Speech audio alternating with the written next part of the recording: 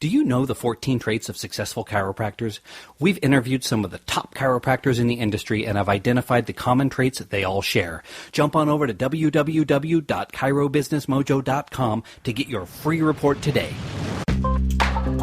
Welcome to the Chiro Business Mojo podcast, where we deconstruct the methods, marketing, and mindset of successful business people and chiropractors from around the world. And now your host, Dr. Richard Day.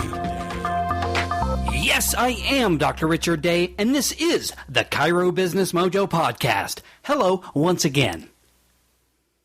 Well, today's guest is Dr. Eric Plasker. He's a 1985 graduate of Life Chiropractic College, and he built and ran two highly successful chiropractic family practices in Atlanta, Georgia. After growing his second office to over 100 visits a day within 9 months, he began sharing his experience with other chiropractors worldwide through the Chiropractic Mother's Morning Out and Human Potential program, which generated huge numbers of pediatric and family wellness patients for chiropractors. He's an author and highly sought-after public speaker, and in 2000, Dr. Plasker started the Family Practice, which has helped thousands of chiropractors grow their practices by millions of patients and nearly $500 million in collections with high-integrity lifetime chiropractic care, patient education, marketing, business systems, and procedures. Welcome, Dr. Eric Plasker. Well, it's great to be with you, Dr. Day, my good friend. Thanks so much for coming in and spending some of your time with us today. And I invite you to jump in and fill in any gaps in that bio that I may have glossed right over. Well, you know what? I appreciate the opportunity to be here, and I'm a dedicated, purpose-driven guy who loves chiropractic and has this crazy thought, my good friend, that we can and will change the world. So it's just great to be here. Well, absolutely, and great to have you as well. Let's talk a little bit about the family practice. In a nutshell, what is that? Well, the family practice was born in 1999, 2000, out of the success of my second practice. It took me in my first practice that I opened in 1986, which seems like an eternity ago, 30 years ago. And it took me about 9 years to get to 100 visits a day. And then when I opened my second practice, it took me 9 months to get to 100 visits a day, right in the heart of Marietta, Georgia, surrounded by all of the more chiropractors per square inch than probably any other place in the country and maybe even the world. And because of our ability to grow and get people under lifetime care and families under lifetime care, a lot of the profession just wanted to know, hey, what is going on over there? What are you doing? Can you share it with me? And so we started packaging up these pieces, these elements that were helping us, contributing to our success, made them available to chiropractors. And the next thing you know, we had this whole package of resources that became the family practice. Wow, what a great story. Do you mind sharing with us just maybe one of the things that you learned that made such a difference in your first practice to the success of your second practice? Yes, absolutely. The first practice, I thought I had to do it all by myself, that it was passion only. And then I realized after I hired my first CA by her coming in for an interview and the phone was ringing while I was running around like a chicken without a head. And I looked over at her and I said, you want a job? She said, sure. I said, get the phone. and so, and of course that relationship lasted about 30 days. And then I realized that, you know what, if I was going to grow, I needed to get bigger than me. I needed to have my purpose be bigger than me. I needed to have systems that were bigger than me. I needed to have a message that was more enduring than me. I needed to have tools and resources that could function without me. And I need to have a team that didn't necessarily need me to drive them because they were driven people, because they were aligned with the mission, and then they had the right skills to support what we were doing. So because of all of that painful learning process, my good friend, and all the things and the mistakes that we made along the way, it was much easier the second time around. And now what I love about the family practice is we are duplicating this type of success all over the world for chiropractors. We've been doing it for years, decades, and I don't have to be there, and we're delivering a focused message of lifetime care to the world. Well, you obviously come in contact with a lot of chiropractors. And what is the most common thing you're seeing that's keeping chiropractors from being successful? It's a great question. And I think there are several things that come to mind here. First of all, we tend to be a very self-centered profession. We are self-focused. We talk to ourselves. We yap at ourselves. We're very peer-centered, and instead of being people-centered and patient-centered. I mean, we're in the service business, and our customer is the patient. It's not in people wanting a philosophy degree, especially a chiropractic philosophy. It's not in people that want to necessarily be lifetime patients. It's people that they want to be healthy. They want to enjoy their family. They want to be able to be productive in the world. They want security. They don't want to be sick. They want to be financially viable and healthy. They want to enjoy the good things of life. And of course, chiropractic care plays a key role in that. So I talk a lot about in our seminars, in the lifetime patient system, in the family practice, about the difference of peers versus people. And because we are not as people-centered, well, we are at the family practice, the 100-year lifestyle is a very people-centered message. But because in general, we're very peer-centered and self-centered, we are not connecting with the planet the way that we should, the people in our community the way that we should. So I would say that's the first thing, is we need to become patient-centered, people-centered, because they're our customers and we need to reach them. They desperately need what we have. Should I continue? Yeah, throw one in, another one in if you don't mind, because I see that a lot, but I know there's a little more. So yeah, jump right in. Okay. The next thing is we have a tendency to want to do everything ourselves and hodgepodge things together. We're like a patchwork. And that becomes a problem because it creates confusion. We'll get a web from this place, a patient education piece from this place, and we're like bouncing all over the place trying to assemble something. And it ends up being a patchwork that becomes confusing to the public, going back to that peers versus people conversation. It becomes confusing to the public. And we think that people don't want what we have, but the reality of it is we're just confusing the heck out of them, and confused people don't decide. So what becomes important is that we stop hodgepodging. We commit to a message, a focused message, and we deliver it in such a way that there is no confusion, that we can lead people effectively, because all of our tools and resources and systems and staff and communication and everything is leading people in a common direction. And in our world, that's creating lifetime patients. In whatever your world is, if you do what I just said, it will help your business tremendously. And I think a third thing that is really important is for chiropractors is we are not aware of some of the realities that are in the world right now, or we're not acknowledging them or making the changes that we need to change. For example, we live in a world where there is a chiropractic crap box, C-R-A-P, crap box out there. If you Google chiropractic and you want to find out what it is, be prepared to have a vomit bucket handy, because it's a mishmash of ridiculousness that is what the public is reading about us. And we individually help perpetuate that crap box. The medics perpetuate that crap box. The drug companies perpetuate that crap box. And the public is seeing that crap box. So it's a level of confusion that we must acknowledge. That's why our core messaging must be crystal clear about how we want it to be, and so strong that it keeps people out of this crap box. And then listen, the reality is also is insurance. The writing has been on the wall for decades. We need to be very, very strong in how we deliver our cash-based piece of our practice. Well, let me ask you this. Let's stick with that message of really becoming clear. How do we become clear? How do we make it clear for our patients what it is, what our message is? Well, here's a good thing to do. When you walk in your office, before you walk into your office, close your eyes, hold your nose, spin around 5 times. You might want to hold on to something so you don't fall down. And then go into your practice, maybe a little bit dizzy, just like a patient, and look at everything for the first time. And then evaluate with honesty. Is your practice messaging from what's on your walls, the books in your reception room, the posters, your procedure, your report of findings, your re-exams, what's on your website, your social media?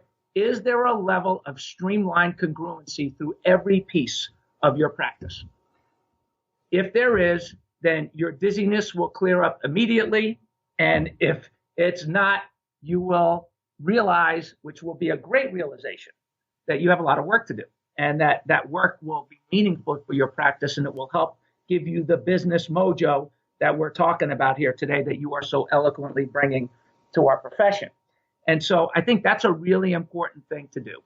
And then the other thing is that look around your community. One of the other challenges that comes up in communities today, like in our community here, and it's in every community, the bigger brands are moving in, the healthcare brands. We have Northside Hospital is opening up urgent care centers all over the place in little doc-in-the-box settings. We have Well Street, Wellstar, Kaiser, all these different places.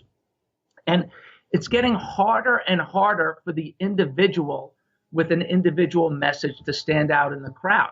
And so look at what's around you and just begin to think about what are some of the ways that you can stand out? What are some of the ways that you can piggyback on resources that may be available to you to brand yourself differently, to stand out in the crowd so that you are not stuck in that chiropractic mishmash of confusion without compromising your core values, but delivering that focused message in the world in a way that can really be heard by your public.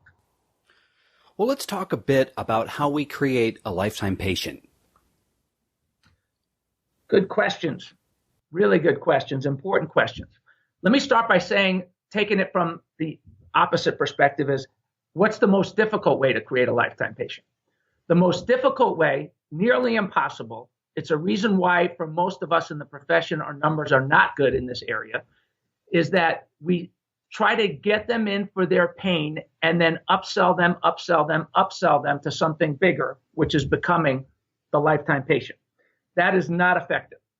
It has created a situation in our industry, I believe, where we have maybe 8 to 10% of our patients that have walked into our office over the last decades that are still under care. And that's a problem because, number one, these people we fixed that and they love us, Rich. They love us and they're disappearing. That's the part that makes me crazy. And we're sending them into the world to deteriorate more comfortably and we'll see them in another 8, 10 years with a similar problem. We take a new x-ray or do a new scan and their condition is much worse, even though they felt better after they left our practice. The other piece of this that really bugs me, it's election time, right? In the next week or so, or maybe we just passed the election, depending on when this comes out, is that we have an election where we don't win the vote because the people that would vote our way are inactive files. They're not still under care. And if we are really committed to, and many of us as chiropractors, we're activists, we're passionate that way. But the reason why we're not causing social change is the incongruencies, the compromises that we make in our patient education to just get people feel better just because we think that's how we're going to make our buck. We are compromising lots and lots and lots and lots of extra bucks. We're compromising the quality of that patient's life, and we are losing the vote because lifetime patients will vote our way. Inactive files will not vote our way. So don't step it along. The best way to do it is you give an umbrella big vision for lifetime care. We use, and as an example, in the family practice, we use the best-selling branding of the 100-year lifestyle to sell the chiropractic lifestyle because it speaks to the hearts and minds of the people, generations of people for lifetime care.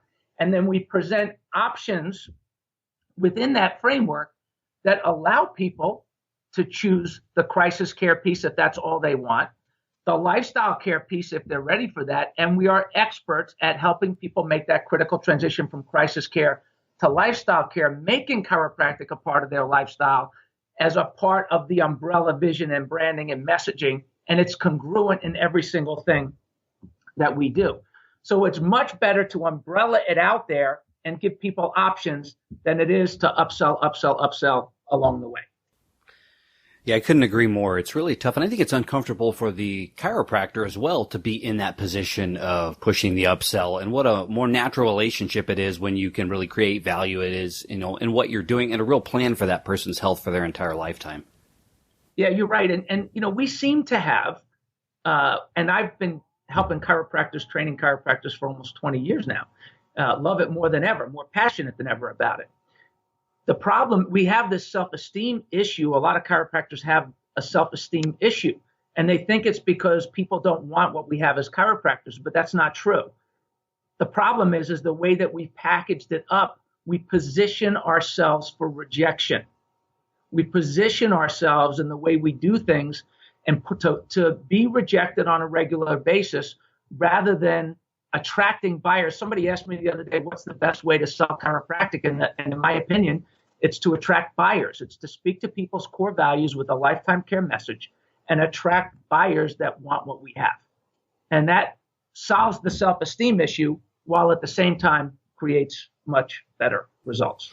Yeah, I want to follow that up with a real world example from my practice. So in my report of findings, I talk about the benefits and the alternatives and things like that to my care. And I always mention what a medical doctor might do. And as I'm talking about drugs and surgery, the patient's shaking their head no. That's why they're in my office. So they absolutely want what it is we have and what we are delivering. Yeah, it's so true. And this is interesting to me. We have been sold and taught to believe by the powers that be that we are overutilizing chiropractic care, that the thought of lifetime patients is overutilization and that you shouldn't overutilize. Let me tell you something. We are underutilizing chiropractic care. People get healthier, they respond quicker, they save money, they stay healthier. And here's the other thing that is an absolute truth. The medics want lifetime patients too. We present these in our programs and seminars and on our training calls that we do. You can see we have all kinds of billboards that were put up by hospital systems and children's healthcare medical groups that are marketing and targeting lifetime. One of them, Northside Hospital, says a lifetime of care. And there are different examples like a sippy cup and a coffee cup. And there's the high chair to the rocking chair. They're really good ads. And in the middle, it says a lifetime of care. But the one that really gets me, Rich, is there's one that has a pink ribbon that says it's a girl, and then it has a pink breast cancer ribbon. We've taken your breasts later on in life. And it really makes me mad, and it makes the doctors that see it really, really, really angry. Because the medics want lifetime patients too. They just want it from this perspective of to get us taking more drugs and removing our organs along the way. Whereas you and I, it's not about rotting away as human preservatives for 100 years. For you and I, it's about living active, healthy, quality lives for 80, 90, 100 years and beyond. That's the 100-year lifestyle, the chiropractic lifestyle. And given the choice, you're right on target, man. People will choose what we have every day, twice on Sunday. Yeah, it's a fairly easy message to deliver. Well, tell us about the 100-year lifestyle licensed affiliate program. Well, the 100-Year Lifestyle, as a lot of people know, it became an international best-selling book. It was translated in 6 languages, still is going strong, stronger than ever. The second edition just came out. And we originally had a branding for the public called LCFE, Lifetime Care for Everyone. It's been our core value since we started our company nearly 20 years ago.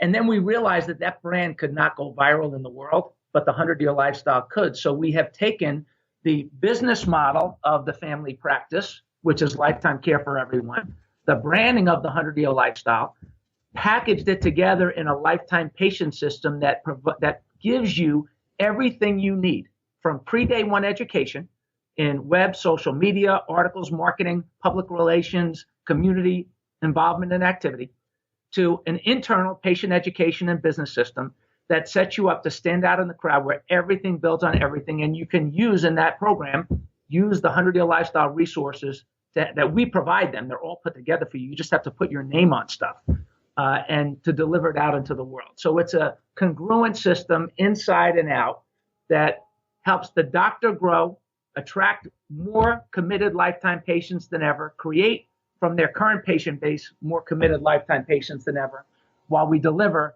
collectively a focused, non-dilutable chiropractic message in the world. So as you and I are talking, I'm really realizing the importance of being able to effectively communicate our message. And being able to speak in front of patients as well as to crowds is such an important skill. What advice do you have for chiropractors so that they can improve their public speaking and interpersonal speaking skills? Great question. And I'm going to answer that question, but another answer to that question, which goes back to the question you just asked, is that we need to be able to be so good speaking to the public while we're sleeping, which is a big part of what's in that lifetime patient system, that 100-Year Lifestyle affiliate program. All of the resources that we provide, or lots of them, do a lot of the patient education and communication while you and I are sleeping, while all of us are sleeping, which is really exciting because it's taken us out of that crap box. Now, when it comes to personally public speaking, improving your public speaking, we have a training program that we do called Speak Up and Lead. And what I learned along the way, and we've been doing this for a long time, and the results for doctors have been amazing. And one of the biggest challenges when it comes to communication that I've had for doctors is that you cannot think your way to being a good speaker. You can only speak your way to being a good speaker. So a lot of doctors will go over things in their mind over and over and over again, and then they'll try to communicate it out their mouth, and it doesn't come out the way that they thought it was going to come out. So they get rejected and they quit on it. And the reality of it is the pathway between the brain and the mouth must be developed. So that's number one. You have to work on that skill verbally. You cannot think your way there. You have to speak your way there. Next, we see this, it's a big part of Speak Up and Lead, is there's an alignment issue with doctors sometimes where what you're thinking in your mind versus what comes out of your mouth versus the direction of where your eyes look and how your posture is and where your hands go and what your feet do. There is a disconnect between what you say versus everything else that I just mentioned. They say that public speaking is 7% what you say, 93% what you don't say. It's the incongruencies and the misalignment of all of those other elements, your voice inflection, of all of those things that dilute your message, confuses people, has you saying things that you think you're saying one thing, but the people are hearing something different because what's coming out of your mouth and your eyes and your posture are all in different places. So because of all of those things, we confuse people and we become untrustworthy to the public. And they're not saying like, hey, I don't trust that person, but we become untrustworthy because of the confusion that is created because of all of those misalignments. So it's important to create that congruency and alignment so that you can be more of your authentic self and that your authentic self comes through, which is so vitally important. And then the third thing from a communication perspective is that, and there's a graph that we have, it's content, delivery, and results. And if you understand this, that if you have poor content, poor delivery, you'll get poor results. If you have great content, this is unfair and unjust, but the truth. If you have great content with poor delivery, your results will go up a little bit, but not that much. If you have poor content with great delivery, your results will go up dramatically, which is unfair. You think the better the content, right, Rich? Your results should go up more. But if you have poor content and good delivery, your results go up even more. But here's the grand slam. If you have great content and great delivery, hang on to your hat. The results go up through the stratosphere. And if it's congruent through your office and everything you do inside and out, we're changing the world. Now, you said something earlier that really caught my attention, and that is communicating while we're asleep. What did you mean by that? Great question. Well, I learned about this when I came out with the 100-Year Lifestyle as a book. One of the reasons why I started writing, it's not that it comes easy to me, it's difficult for me. But I felt like it was important because as my practice grew and grew and grew, I realized that I had less time to spend with every individual person to tell them everything that I needed to tell them or that I wanted them to know. So I started doing lectures in my practice and like a lot of people and group reports where we got multiple people all together at one time so I could only say it one time. And then I started writing because I realized my first article that I wrote was called What If Albert Einstein Was on Ritalin? And it was really upsetting me that all these kids were just being put on these drugs. And I realized I got so many new patients and I got so many people, families coming in for care. I even got some death threats, Rich. Really? That's how I knew I was onto something hot. Yes. And so what was great about it was I realized that through writing, through video, through different resources, that I could reach the masses with a message even while I was sleeping. So I wrote the 100-Year Lifestyle, and we would get patients all over the world. Some would come in to see me, and we were literally driving people to chiropractors all over the world, because the 100-Year Lifestyle is the chiropractic lifestyle package for the people. So people were walking into chiropractic offices all over the world. I would get letters from people. I got letters from, it's been translated in Japanese and Chinese, Taiwanese. We would get letters from doctors, emails from doctors, hey, I got this patient, read this book. They came in as a patient. They want lifetime care. This is really cool. And one thing led to another, and I realized that we were onto something, and we could duplicate this while we're sleeping. So we built on that, and we created the Longevity Solution audio program that was published by Nightingale Conan, and they distributed it all over the world. We created patients for all kinds of chiropractors, even while we were sleeping. And then we built this content marketing system that we're driving through our affiliate offices right now. We're getting 400,000 article views a month with content that is chiropractic content that is creating lifetime patients while we're sleeping. So we live one of the way the world has changed. That's what this podcast is all about, which is a great avenue for people. Chiro Business Mojo, great stuff for people, is it's pre-day one education. We live in a world where people are doing their homework before they ever get to see us. They're coming in already decided what they want. So why not give them the resources that stand out in the crowd, that are outside the crap box, that gets people to be decided about lifetime care before they ever set foot in your office? Well, we hope you've enjoyed part 1 of our interview with Dr. Eric Plasker. Make sure you check back with us tomorrow for part 2. Thanks for listening to the Chiro Business Mojo podcast at www.chirobusinessmojo.com.